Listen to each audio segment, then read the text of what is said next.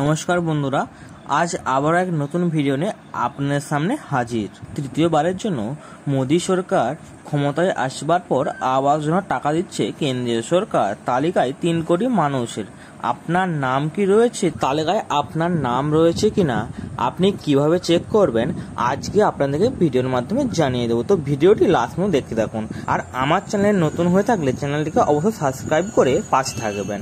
তো চলুন বন্ধুরা, ভিডিওটি শুরু করা যাক। আবাস যোজনার লিস্ট 2024, আবাস যোজনার লিস্ট 2024 জারি হলো। নাম আছে কি এইভাবে চেক করুন। গ্রামীণ ও শহরাঞ্চলে দিন দিন ক্রমবর্ধমান আবাসনের চাহিদা মেটাতে প্রধানমন্ত্রী আবাস যোজনা চালু করা হয়েছে। এই প্রকল্পের অধীনে কেন্দ্রীয় সরকার বস্তিতে বসবাসকারী ব্যক্তিদের স্থায়ী বাড়ি বানিয়ে দেওয়ার জন্য আর্থিক সহায়তা দিচ্ছে। এছাড়া শহরাঞ্চলে সুবিধাভোগীদের নিজস্ব বাড়ি কেনার জন্য ব্যাংক থেকে স্বল্প সুদে ঋণ দেওয়ারও সুবিধা দেওয়া হচ্ছে। এইভাবে আবেদনকারীরা প্রধানমন্ত্রী আবাস যোজনার অধীনে আবেদন করে তাদের নিজস্ব বাড়ি তৈরি করতে পারবেন বা স্বল্প সুদে ঋণ নিয়ে তাদের বাড়ি বা ফ্ল্যাট কিনতে পারবেন। এই প্রকল্পের অধীনে কি কি সুবিধা পাবেন?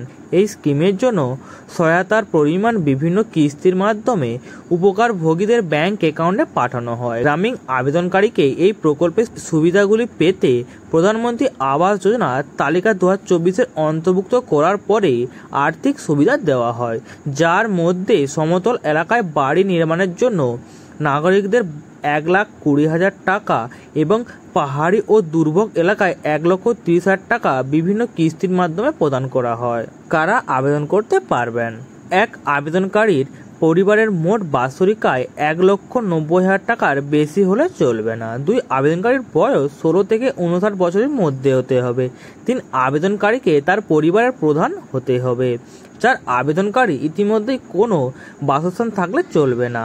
5 আবেদনকারীর পরিবারের কোনো সরকারি চাকরি থাকলে চলবে না।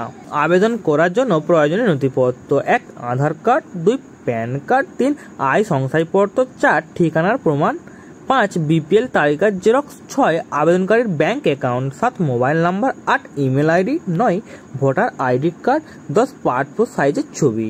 আবেদন করবেন কিভাবে? 1 প্রথমে প্রধানমন্ত্রী আবাস যোজনা অফিসিয়াল ওয়েবসাইটে যান।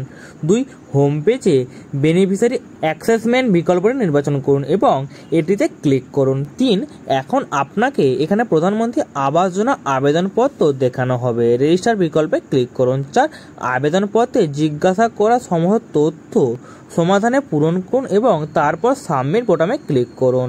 5 প্রয়োজনীয় মূল নথিগুলি স্ক্যান করুন এবং আপলোড করুন এবং অবশেষে ফর্ম জমা দিন।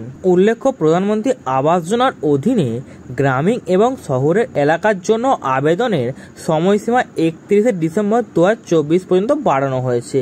এর সাথে পাকা বাড়ি নির্মাণের লক্ষ্য 295 কোটি টাকা পর্যন্ত বাড়ানো হয়েছে। আর যারা ইতিমধ্যে আবেদন করেছিলেন তাদের নাম প্রকল্পের তালিকায় এসেছে। তাহলে তালিকায় আপনার নাম তালিকায় আছে কিনা দেখে নিন। পিএম আবাস যোজনা তালিকায় নিজের নাম চেক করবেন কিভাবে?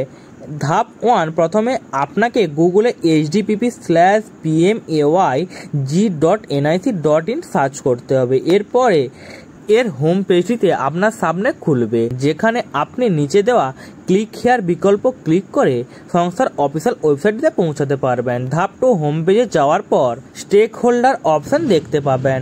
এটিতে ক্লিক করার পরে আপনি AIOI বা PMAYG সুবিধাভোগী বিকল্প পাবেন। এটিতে ক্লিক করুন। ধাপ 3, এখন আপনি রেজিস্ট্রেশন নম্বর দেখতে পাবেন। আপনি এটিতে রেজিস্ট্রেশন নম্বর প্রবেশ করে নতুন তালিকায় আপনার নামটি চেক করতে পারবেন, অথবা আপনি নিচে বিকল্পটি পাবেন। এটিতে ক্লিক করুন নিচে দেখানো হিসাবে।